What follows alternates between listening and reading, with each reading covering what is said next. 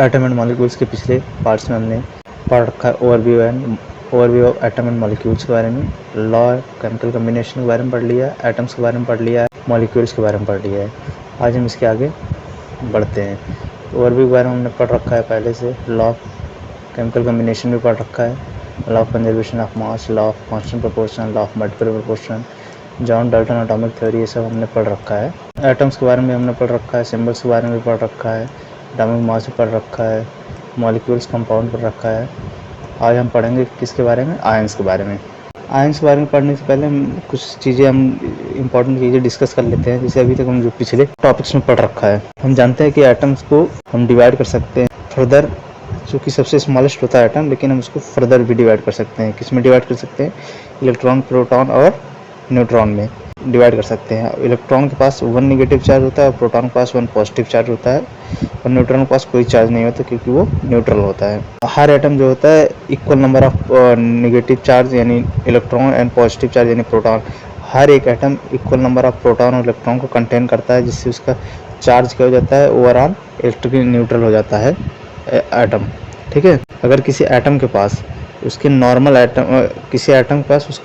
Electron से कम electron है तो उसके पास कौन सा चार्ज आएगा, पॉजिटिव चार्ज आएगा।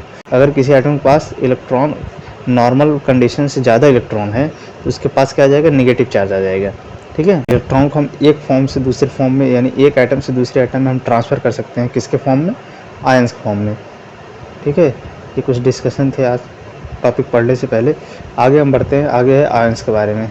आयंस इज ए पॉजिटिव और नेगेटिव चार्ज। आयंस क्या होते हैं, पॉजिटिव या नेगेटिव चार्ज। पॉजिटिव चार्ज होगा तो क्या हो जाएगा, पॉजिटिव चार्ज प्रोटॉन होता है, नेगेटिव चार्ज क्या होता है, इलेक्ट्रॉन होता है। ठीक है, एग्जांपल के लिए जैसे सोडियम आयन है। सोडियम आयन मतलब सोडियम को किससे दिखाते हैं, Na से। Sodium ion, sodium Na plus हो जाएगा। मैग्नीशियम आयन Mg2+ हो जाएगा। क्लोराइड आयन Cl- हो जाएगा। ऑक्साइड आयन O2- हो जाएगा।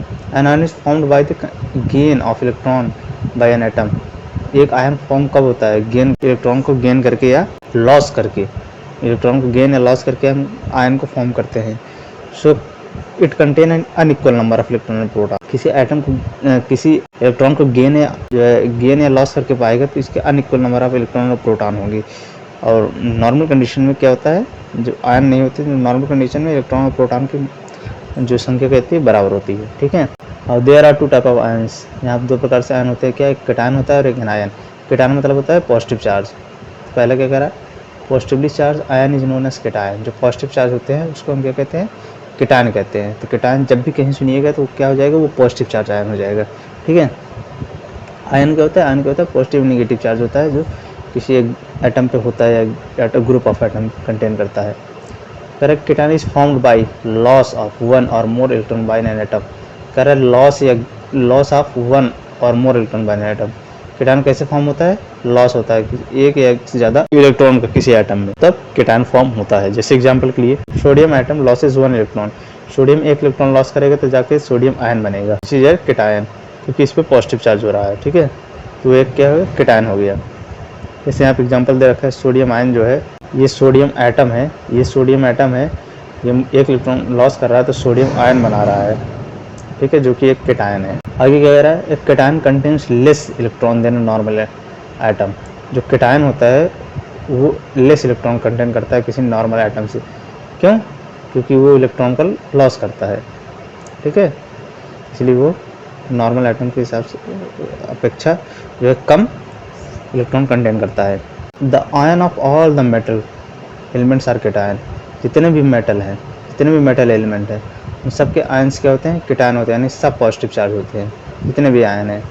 ओनली हाइड्रोजन यानी H+ एंड अमोनियम यानी NH4+ are cations form from non metal.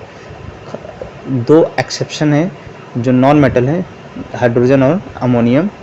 ये दोनों क्या होते हैं, एनायन की जगह स्थान पे कैटायन को फॉर्म करते हैं।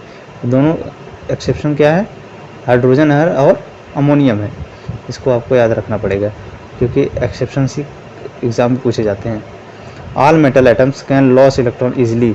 जितने भी मेटल एटम होते हैं इलेक्ट्रॉन लॉस कर सकते हैं, इसलिए क्या फॉर्म करते हैं, कैटायन फॉर्म करते हैं।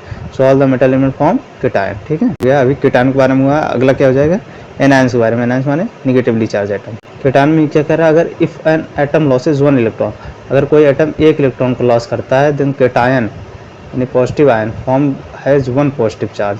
अगर एक एटम को लॉस करेगा तो कितना आ जाएगा, 1 पॉजिटिव चार्ज आएगा।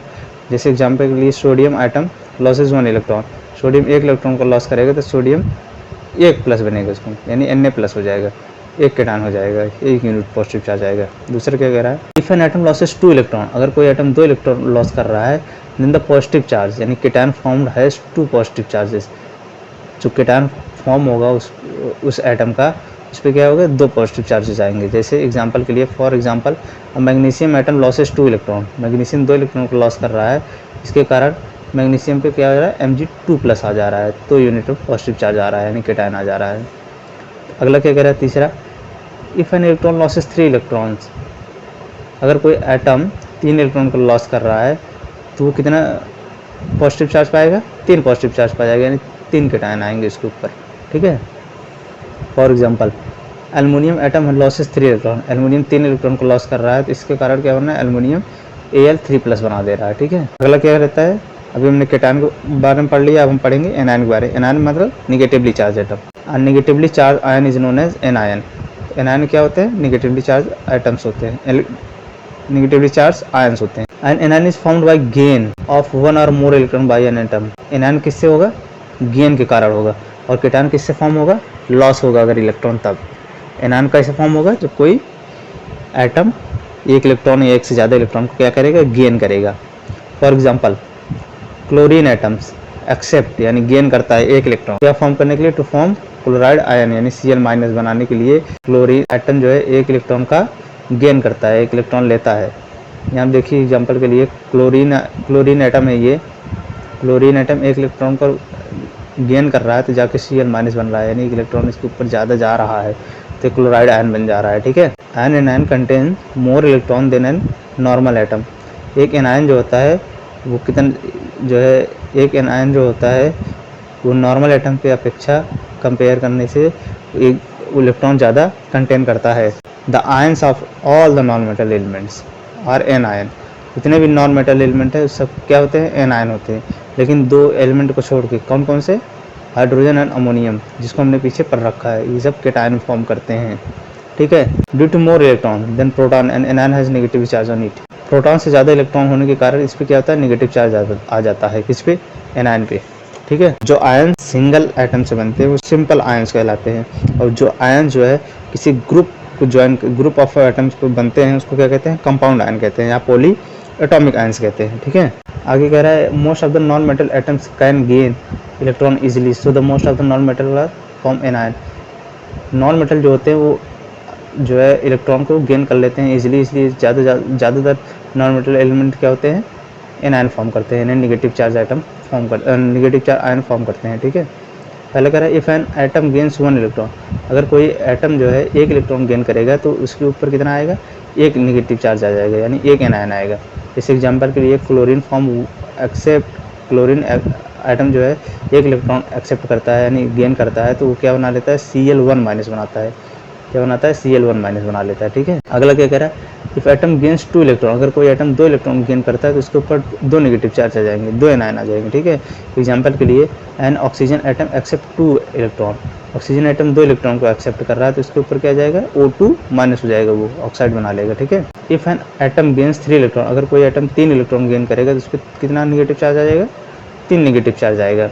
एग्जाम्पल के लिए nitrogen atom gains 3 electron, and जो नाइट्रोजन एटम होता है वो 3 इलेक्ट्रॉन को गेन करता है, इसलिए वो क्या बनाता है, नाइट्राइड, इसे N3 कहा जाता है, ठीक है, 3- हो जाता है इसके ऊपर। आगे बढ़ते हैं, आगे क्या कह रहा है, आयनिक कंपाउंड के बारे में। The compound which are made up of ions are known as ionic compound. कह रहा है जो कंपाउंड आयंस बने होते हैं उसको हम क्या कहते हैं, आयनिक कंपाउंड कहते हैं, ठीक है। In an ionic compound the positively charge ion, positively charge ion मतलब cation, and negatively charged ion, negatively charged ion माने anion, are held together by a strong electrostatic force. किसके द्वारा held किए जाते हैं, इलेक्ट्रोस्टैटिक फोर्स के द्वारा, ठीक है, इलेक्ट्रोस्टैटिक फोर्स ऑफ अट्रैक्शन के द्वारा। The force which hold the ions together in an ionic compound, कह रहा है जो फोर्स होल्ड करता है किसी आयनिक कंपाउंड में आयंस को, उसको क्या कहते हैं, नोन एज आयनिक बॉन्ड और इलेक्ट्रोवैलेंट बॉन्ड। उसको हम क्या कहते हैं, आयनिक बॉन्ड कहेंगे या इलेक्ट्रोवैलेंट बॉन्ड कहेंगे। ये क्वेश्चन आपको एग्जाम में आ सकता है, ठीक है। Since N ionic compound consist of equal number of positive, कह रहा है जैसे कि हम जानते हैं ionic compound equal number of positive and negative ion को क्या करता है, कंटेन करता है। कह रहा है पॉजिटिव और नेगेटिव आयन इक्वल अमाउंट में कंटेन करता है। So overall charge of N ionic compound is zero.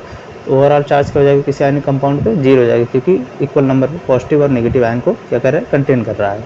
Example के लिए सोडियम क्लोराइड, जिसको हम कहते हैं NaCl, is ionic compound which is made up of equal number of positive charges. Positive charge sodium ion and negatively charge, positive charge sodium ion हो गया और negative charge क्या हो जाएगा, क्लोराइड आयन हो जाएगा। दोनों क्या है, एक एक है, दोनों क्या है, एक एक है, दोनों इक्वल है, इसलिए ये दोनों क्या कर रहे हैं, आयनिक कंपाउंड क्या हो रहा है, जीरो हो जा रहा है। इस पर चार्ज क्या हो रहा है, जीरो हो जा रहा है। Whenever we see a compound made up of metal and non metal, जब हम देखते हैं कि कोई कंपाउंड मेटल और नॉन मेटल के दोनों को मिला के बन रहा है, we should one say it is an ionic compound, हम क्या कहेंगे, आयनिक कंपाउंड है, ठीक है। आगे कह रहा है formula unit of ionic compound, ionic compound बनाने के लिए क्या फार्मूला यूनिट होती है, ठीक है। N ionic compound is made up of an extremely large number of positive ions, यानी बहुत ज़्यादा पॉजिटिव आयंस से मिलकर बना होता है और नेगेटिव आयंस के बनकर बना होता है, दोनों को टुगेदर ज्वाइन किया जाता है तो एक आयनिक कंपाउंड बनता है, ठीक है। एग्जाम्पल के लिए जैसे सोडियम क्लोराइड अभी हमने देखा था NaCl, जो आयनिक कंपाउंड है which consist of large but equal number of sodium ions, यानी ज़्यादा नंबर कंटेन कर रहा है लेकिन सोडियम और क्लोराइड दोनों क्या है, बराबर है, एंड क्लोराइड आयन है यानी Cl-। So the actual formula of sodium chloride should be Na+ और Cl- होना चाहिए एक्चुअल फार्मूला, या फिर Na+Cl- इंटू N होना चाहिए, where N is the very large number. तो NaCl is the simplest formula of sodium chloride, not the actual formula. NaCl के simplest formula हम लिख देते हैं NaCl, लेकिन एक्चुअल फार्मूला क्या होना चाहिए, Na+ और Cl- लिखना चाहिए, ठीक है। The simplest combination of ions that produces N electrically neutral unit is called formula unit. कह रहा है जो सिंपलेस्ट कॉम्बिनेशन होता है किसी आयन को जो इलेक्ट्रिकली न्यूट्रल यूनिट को प्रोड्यूस करता है उसको क्या कहते हैं, फार्मूला यूनिट कहते हैं, ठीक है, किसी आयनिक कंपाउंड का। The formula unit of ionic compound can be thought of A smallest unit of the compound, it is equivalent two molecule of the compound. Smallest unit को हम इसको क्या कहते हैं, फार्मूला यूनिट, स्मॉलेस्ट यूनिट किसी ionic compound को हम मान सकते हैं, जो कि किसके इक्विवेलेंट होता है, किसके इक्विवेलेंट होता है, मॉलिक्यूल ऑफ कंपाउंड के इक्विवेलेंट होता है, ठीक है। The formula unit of sodium chloride यानी NaCl का क्या होता है, which consist of 1 Na+ and Cl- ion, ठीक है। The formula of unit of ammonium sulphate यानी NH4 का होल ट्वाइस SO4 होता है। It is consist of 2 NH4+ ion and 1 SO4 2- ion, ठीक है। आगे कह रहा है फार्मूला मास के बारे में, फार्मूला मास के बारे में जैसे आयनिक कंपाउंड जो है मॉलिक्यूल्स को कंसिस्ट नहीं करता तो मॉलिक्यूलर मास हम यहाँ पर नहीं यूज़ कर सकते, ठीक है। इसके स्थान पर हम क्या यूज़ करेंगे, फार्मूला मास यूज़ करेंगे। फार्मूला मास क्या होता है, formula mass is ionic compound is a relative mass, किसी आयनिक कंपाउंड का फार्मूला मास होता है उसके relative mass of formula unit compared with the mass of carbon 12 unit, यानी कार्बन 12 यूनिट का 12 यूनिट मान के हम उसको कंपेयर करेंगे किससे, फार्मूला मास यूनिट से रिलेटिव आयनिक कंपाउंड के मास को, तो हमको क्या मिलेगा, फार्मूला मास मिल जाएगा। In other word formula mass is sum of atomic masses, sum of atomic masses होता है of the atom represented by its formula, यानी जितने भी हमको आयनिक कंपाउंड में जितने भी एटम दे रखे हैं उन सबका एटॉमिक मासेस का सम होता है, क्या होता है, फार्मूला मास, ठीक है। The atomic mass of an atom and it's ion is just same, कह रहा है जो एटॉमिक मास होता है किसी एटम का और उसके आयन का वो दोनों क्या होते हैं, सेम होते हैं। Because electron which convert an atom into an ion have negligible mass, जो इलेक्ट्रॉन कन्वर्ट करता है एक एटम को आयन में, उसका मास क्या होता है, नेग्लिजिबल होता है, इसलिए जो एटॉमिक मास किसी एटम का होता है वही सेम एटॉमिक मास क्या होता है, आयन का होता है, ठीक है। एग्जाम्पल के लिए देखते हैं, तो formula mass of sodium chloride यानी NaCl का फार्मूला मास क्या हो जाएगा, Na का मास एटॉमिक मास क्या होता है, sum of atomic mass of sodium, sodium के एटॉमिक मास प्लस क्लोराइड के एटॉमिक मास होता है, ठीक है। एटॉमिक मास ऑफ सोडियम कितना होता है, 23 यूनिट, Cl का कितना होता है 35.5 यूनिट, क्लोराइड का कितना होता है 35.5 यूनिट होता है। फार्मूला मास यूनिट क्या हो जाएगी, formula mass of sodium chloride कितना हो जाएगा तब, क्यों क्या कह रहे हैं, इसका सम होता है ना, सम होता है एटॉमिक मासेस का।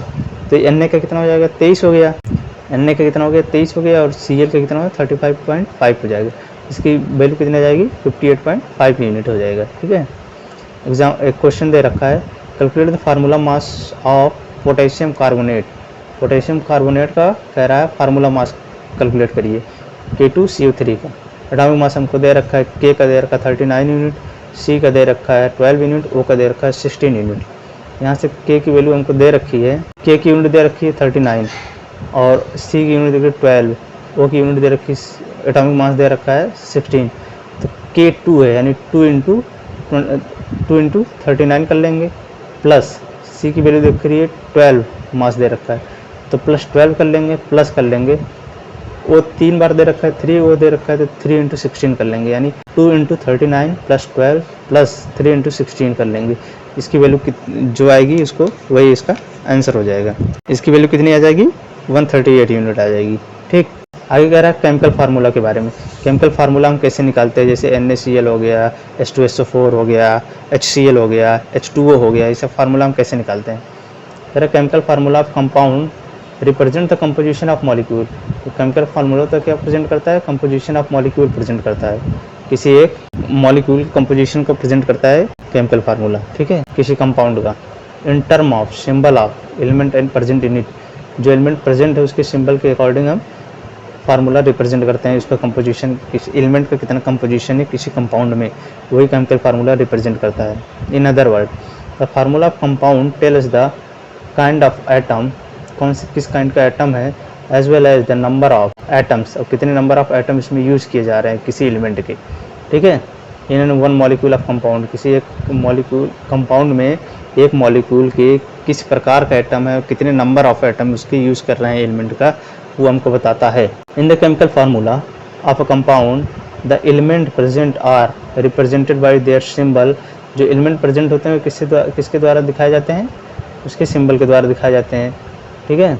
और the number of atom of each element, और कितने नंबर ऑफ एटम प्रेजेंट है किसके द्वारा दिखाते हैं, राइटिंग द डिजिट, यानी 2 1 2 3 4 इस तरह लिख के हम कितने नंबर प्रेजेंट है वो दिखाते हैं। ठीक है। और नंबर को हम कहाँ लिखते हैं, सबस्क्रिप्ट में लिखते हैं। सबस्क्रिप्ट माने लोअर फिगर में जो लिखा जाता है। On the right hand side bottom of the symbol, right hand side पे और कितने बॉटम ऑफ द सिंबल में लिखा जाता है क्या, कितने नंबर ऑफ एटम उसमें प्रेजेंट है किसी एलिमेंट के। एग्जाम्पल के लिए जैसे देखिए, water is a compound made up of 2 atom of hydrogen.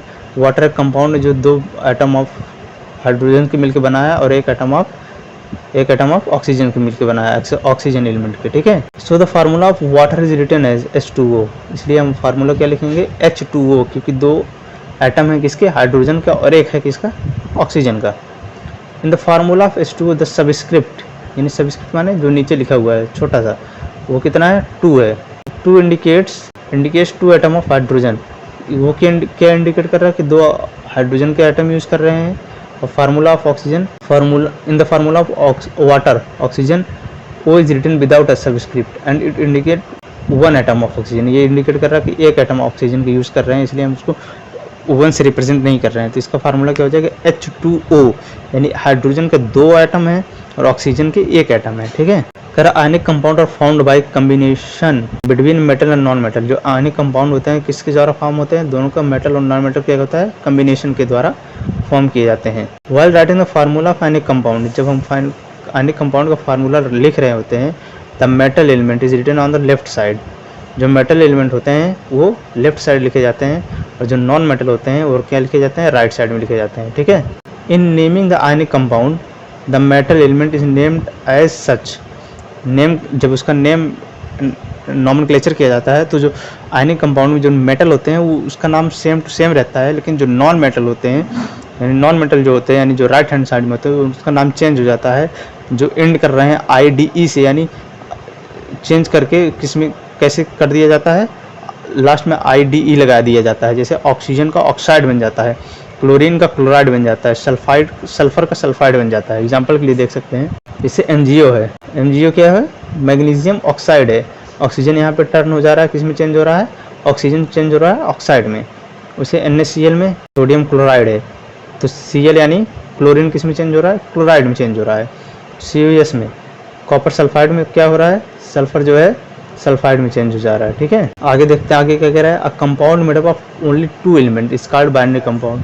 जो कंपाउंड 2 एलिमेंट्स मिलकर बन रहे हैं, यानी H और H2O यानी हाइड्रोजन और ऑक्सीजन से मिलकर बन रहा है, उसको हम क्या कहेंगे, बाइनरी कंपाउंड कहेंगे। जैसे MgO magnesium oxide, NaCl sodium chloride, CuAs copper sulphate, इस तरह के एलिमेंट, इस तरह के कंपाउंड को हम क्या कहेंगे, बाइनरी कंपाउंड कहेंगे, क्योंकि ये 2 एलिमेंट्स से मिलकर बन रहे हैं। आगे क्या कह रहा है, आगे कह रहा है कि the ability of an atom to attract, जो एटम होता है उसकी जो एबिलिटी होती है किसी इलेक्ट्रॉन को अट्रैक्ट करने, शेयर्ड बॉन्ड को। The ability of an atom to attract the shared electron of a bond towards it, अपने तरफ अट्रैक्ट करने की जो उसकी क्षमता होती है किसी एटम की, उसको हम क्या कहते हैं, इलेक्ट्रोनेगेटिविटी कहेंगे। उसको क्या कहेंगे, इलेक्ट्रोनेगेटिविटी ऑफ एन एलिमेंट। उस एलिमेंट की कितनी इलेक्ट्रोनेगेटिविटी है, यानी उसके एटम कितने, एबिलिटी उसके एटम्स की कितनी है कि वो किसी इलेक्ट्रॉनिक बॉन्ड को अपने तरफ अट्रैक्ट कर रहे हैं।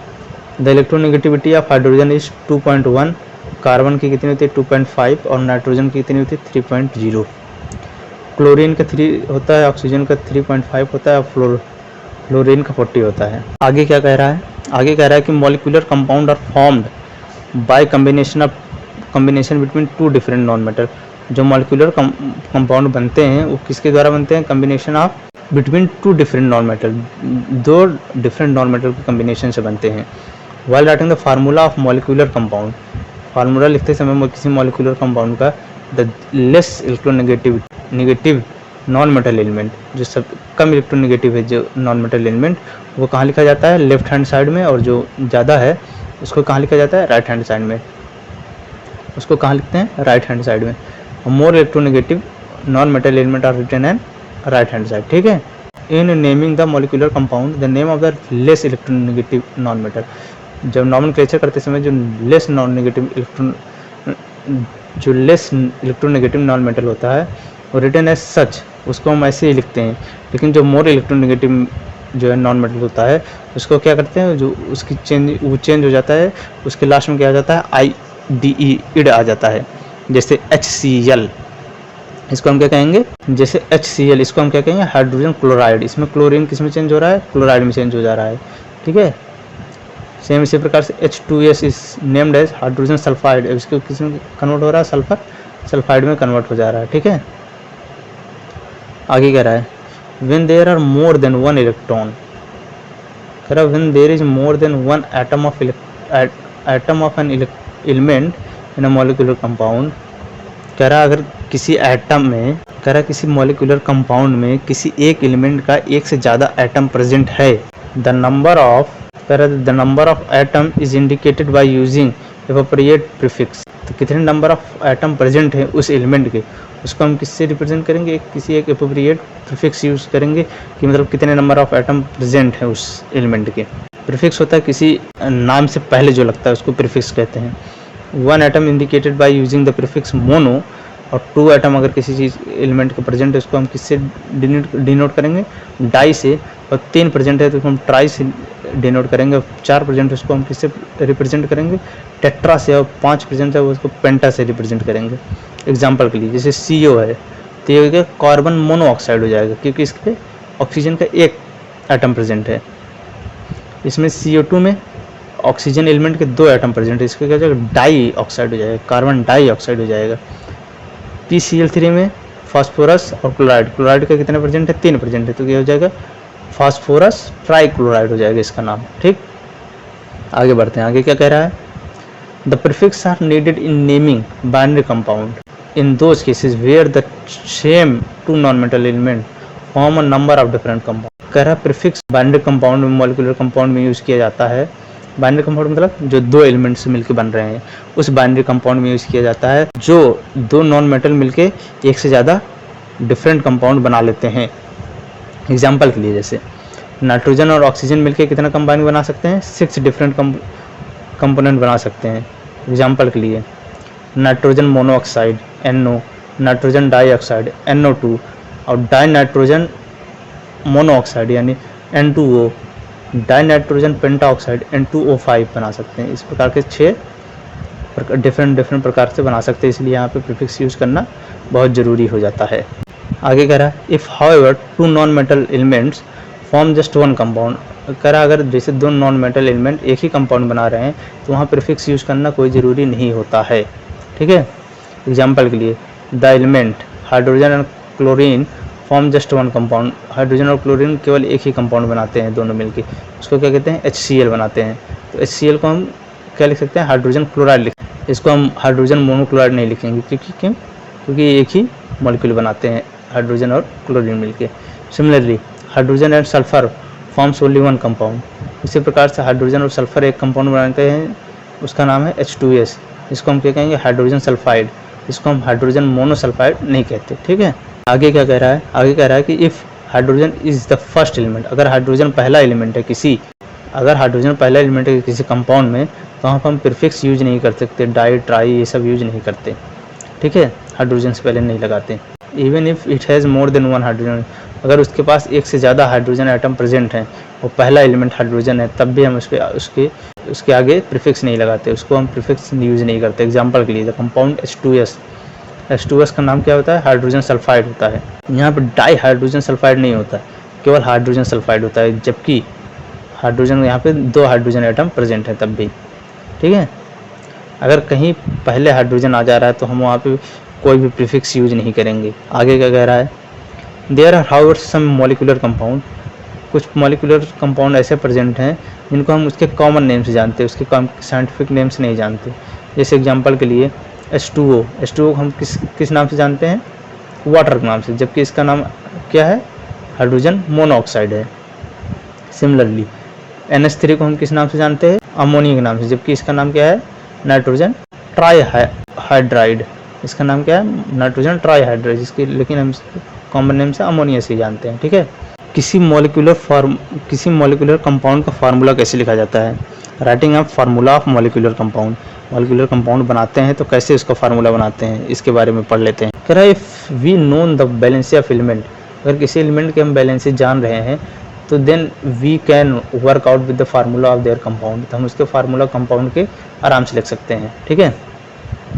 Bye balancing the valency of the different atom, अलग अलग एटम्स जो बन रहे हैं उसकी बैलेंसी को हम बैलेंस करके कंपाउंड का फार्मूला बना सकते हैं। एग्जाम्पल के लिए if compound is made up of hydrogen and sulphur, अगर कोई कंपाउंड हाइड्रोजन और सल्फर से मिलकर बन रहा है, then we should adjust the number of hydrogen and sulphur atom in such a way that total valency of hydrogen atom become equal the total valency of sulphur atom. अगर कोई atom जो है, कोई कंपाउंड हाइड्रोजन और sulphur element से मिलकर बन रहा है, तो हम उसको हाइड्रोजन और सल्फर के जो बैलेंसीज हैं उसको इक्वल करके, बैलेंस करके उस कंपाउंड के फार्मूला को हम बना सकते हैं। देखते हैं कैसे हम इसको फार्मूला बनाते हैं, उसके बारे में आगे देख लेते हैं। क्या कह रहा है, hydrogen sulphide compound is made up of 2 element, hydrogen sulphide जो है 2 एलिमेंट से मिलकर बनता है, कौन से, हाइड्रोजन और सल्फर से।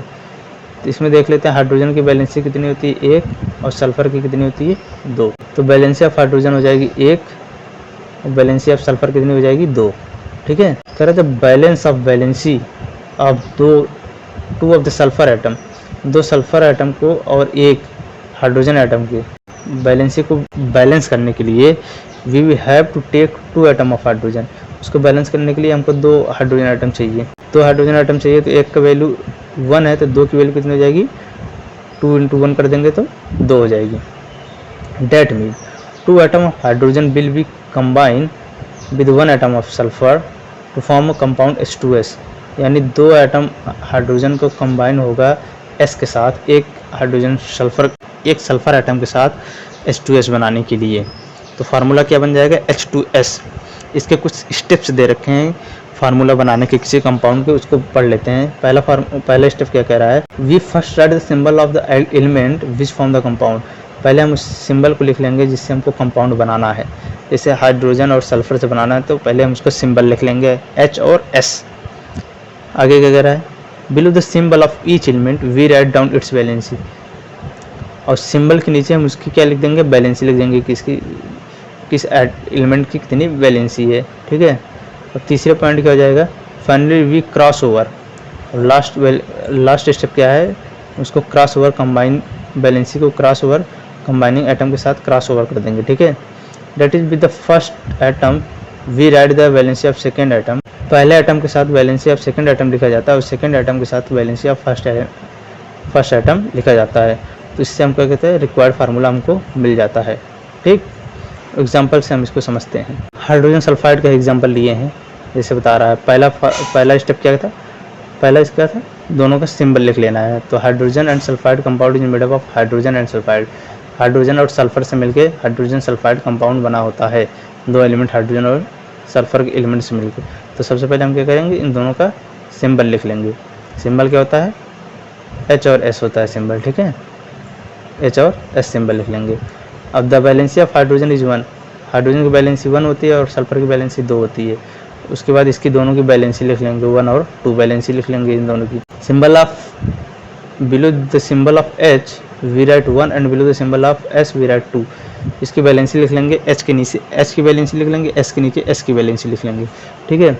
दोनों वैलेंसी लिख लिए हैं। अब आगे कह रहा है क्रॉस करना पड़ता है। Now cross over the valencies, आगे कह रहा है कि दोनों वैलेंसी क्रॉस ओवर कर दीजिए, यानी हाइड्रोजन का वैलेंसी सल्फर के साथ और सल्फर की वैलेंसी हाइड्रोजन के साथ क्या कर लीजिए, क्रॉस ओवर कर लीजिए, ठीक है।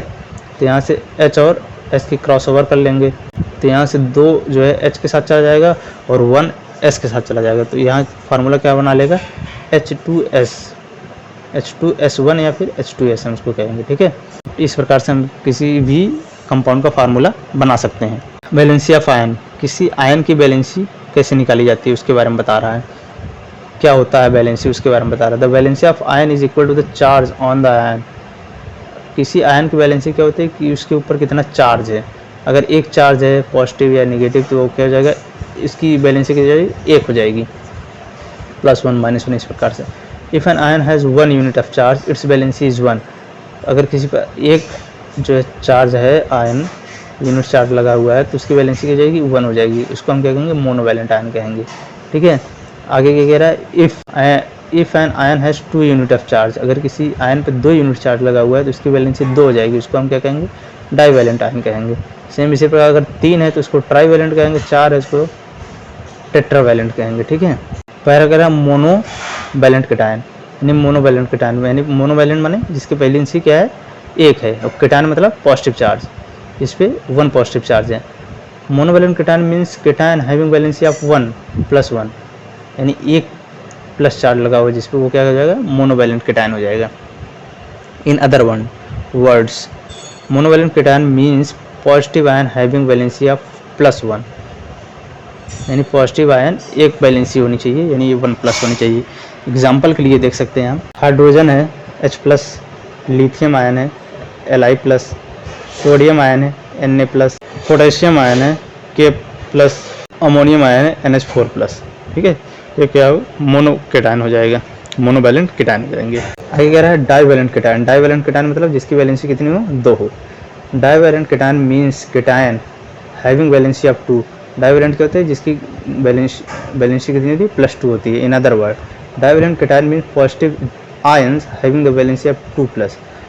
पॉजिटिव आयन जिसकी वैलेंसी क्या होती है, 2+ होती है। एग्जाम्पल के लिए देख लेते हैं। एग्जाम्पल के लिए है जैसे मैग्नीशियम आयन यानी Mg2+। आगे क्या है, कैल्शियम आयन Ca2+। आगे क्या है, बैरियम आयन यानी Ba2+। आगे क्या है, कॉपर सेकंड आयन यानी Cu2+, ठीक है।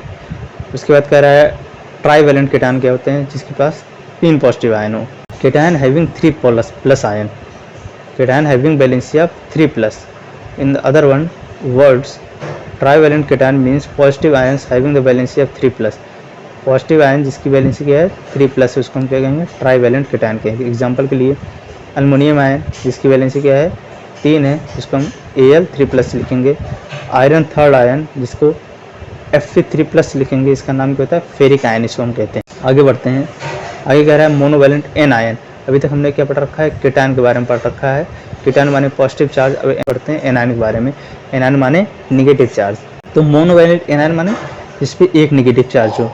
कह रहा है anion having valency of 1 negative, जिसके पास 1 नेगेटिव वैलेंसी हो उसको हम क्या कहेंगे, मोनोवैलेंट एनायन कहेंगे। अदर वर्ड में monovalent anion means negative ions having valency of 1-, जिस पे 1 माइनस वैलेंसी हो। एग्जाम्पल के लिए देख लेते हैं हम, हाइड्राइड आयन हो गया यानी H-, नाइट्रेट आयन हो गया, फ्लोराइड हो गया, नाइट्रेट आयन हो गया NO3। नाइट्राइट आयन होता है NO2- होता है, और नाइट्रेट आयन होता है NO3- होता है। क्लोराइड हो गया Cl- हो गया, हाइड्रोक्साइड है OH- हो गया, ब्रोमाइड हो गया Br- हो गया, हाइड्रोजन कार्बोनेट आयन हो गया जिसको हम लिखते हैं HCO3-, इसको हम क्या कहते हैं बाइकार्बोनेट आयन भी कहते हैं। ठीक है, ये मोनोवैलेंट हो गया। सेम इसी प्रकार से डाईवैलेंट ट्राईवैलेंट के बारे में पढ़ लेते हैं। डाईवैलेंट आयंस क्या होते हैं? डाईवैलेंट आयंस होते हैं जिनकी जो है वैलेंसी कितनी होती है? -2 होती है।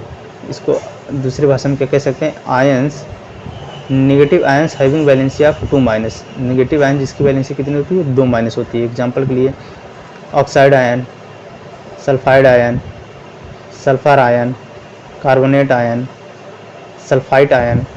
ऑक्साइड आयन को O2- से डिनोट करते हैं, सल्फाइड को H2- से करते हैं, सल्फेट को SO4- से करते हैं, कार्बोनेट को CO3- से करते हैं, और सल्फाइड SO2- होता है, और सल्फाइड जो होता है SO3- होता है। ठीक है, आगे कह रहा है ट्राईवैलेंट एनायन है, यानी जिसकी वैलेंसी कितनी हो? -3 हो, उसको हम कहेंगे ट्राईवैलेंट आयन एनायन कहेंगे। एनायन हैविंग वैलेंसी ऑफ 3-, इसकी वैलेंसी कितनी हो? 3- हो। Trivalent anion means negative ions having valency of 3-, जिसकी वैलेंसी 3- हो, उसको हम क्या कहेंगे? ट्राईवैलेंट एनायन कहेंगे। एग्जाम्पल के लिए नाइट्राइड आयन यानी Na3-, फॉस्फोट आयन PO4-। अगला है फॉस्फाइड आयन यानी P3-। ठीक है, आगे बढ़ते हैं। आगे क्या कह रहा है? Formula of ionic compound. अब आयनिक कंपाउंड का फार्मूला कैसे लिखेंगे? आयनिक कंपाउंड का फार्मूला हम कैसे लिखेंगे? इससे पहले हमने क्या पढ़ रखा था? मॉलिक्यूलर कंपाउंड का फार्मूला कैसे लिखेंगे उसको हमने बता रखा है। इसी प्रकार से इसको देख लेते हैं। कह रहा सबसे पहले हमको लिखने के लिए फार्मूला, किसी कंपाउंड का नाम लिखना पड़ेगा। Write down the name of the compound whose formula is required. उस कंपाउंड का नाम लिखना पड़ेगा जिसका हमको फार्मूला बनाना है। The write down the symbols, उस और जो एलिमेंट उसमें यूज कर रहे हैं, 2 आयंस यूज हो रहे हैं उस कंपाउंड को बनाने के लिए, उसके सिंबल्स लिखने पड़ेंगे। As convention the cation is written on the left side hand side and anion written on the right hand side. जो केटायन होते हैं उसको लेफ्ट हैंड साइड में लिखा जाता है, और जो एनायंस होते हैं यानी निगेटिवली चार्ज आयंस जो होते हैं राइट हैंड साइड में लिखे जाते हैं। इससे क्या होता है? कैलकुलेशन और राइटिंग फार्मूला लिखने में आसानी होती है। The number of cation and anion are adjusted. Cation और एनायन को इस प्रकार से एडजस्ट किया जाता है जैसे कि टोटल नंबर ऑफ पॉजिटिव और नेगेटिव केटायन जो है नेगेटिव आयन यानी एनायन के बराबर हो जाए। Positive valency of cation become equal to the negative valency of anion, यानी पॉजिटिव और नेगेटिव आयन दोनों क्या हो जाएं? बराबर हो जाएं, इस प्रकार से हो जाएं। The final formula of ionic compound written without showing the charge on the ion involve in it. जो फाइनल फार्मूला लिखा जाता है किसी आयनिक कंपाउंड में, उसमें हम चार्ज नहीं लिखते कि कितना चार्ज किसके ऊपर है, बिना चार्ज के हम लिखा जाता है उसको। ठीक है, एक इंपॉर्टेंट पॉइंट इसमें नोट करने लायक ये है कि in the cross over of valency, जब वैलेंसी को हम क्या कहते हैं? क्रॉस ओवर किया जाता है इस मेथड में फार्मूला लिखने के लिए आयनिक कंपाउंड में। We usually do not write the charges plus और minus on the symbol of the anion. Anion के सिंबल को हम उसको प्लस और माइनस नहीं लिखते। एग्जाम्पल के लिए कह रहा है, क्वेश्चन कह रहा है कि work out the formula of magnesium chloride. Magnesium chloride का फार्मूला बना के दिखाइए, ये बताया क्वेश्चन पूछ रहा है। मैग्नीशियम क्लोराइड मतलब इसमें हम कौन कौन से वो यूज़ करेंगे सिंबल? Mg यूज़ करेंगे, और क्या यूज़ करेंगे? Cl यूज़ करेंगे, यानी मैग्नीशियम यूज होगा और क्लोराइड यूज होगा। क्लोराइड माने Cl- यूज होगा, मैग्नीशियम माने Mg यूज होगा। तो सबसे पहले इसका सिंबल लिख लेंगे और सेम उसके नीचे इसकी वैलेंसी लिख लेंगे। Mg की वैलेंसी कितनी होती है? 2+ होती है, और Cl की वैलेंसी कितनी होती है? 1- होती है। अब दोनों को क्या कर लेंगे? क्रॉस ओवर कर देंगे। दोनों वैलेंसी हम क्या कर लेंगे? क्रॉस ओवर कर देंगे, यानी MgCl2 हो जाएगा इसका फार्मूला। Mg1Cl2 इसका फार्मूला हो जाएगा। Cl2 इसका फार्मूला बन तैयार हो जाएगा किसका? मैग्नीशियम क्लोराइड का। आगे क्या है? आगे है ग्राम एटॉमिक मास के बारे में, इसके बारे में हम अगले पार्ट में पढ़ेंगे। उसके बाद है मॉलिक्यूलर मास के बारे में, फिर मोल कॉन्सेप्ट है, उसके बाद मोल ऑफ मॉलिक्यूल्स के बारे में, उसके बाद इसकी समरी आ जाएगी। तो जो आगे जो चैप्टर यूनिट बची हुई इसको अगले पार्ट्स में पढ़ेंगे। और आपको वीडियो कैसी लगी कमेंट में बताएं और दोस्तों के साथ शेयर करें। आज के लिए बस इतना ही। Thank you.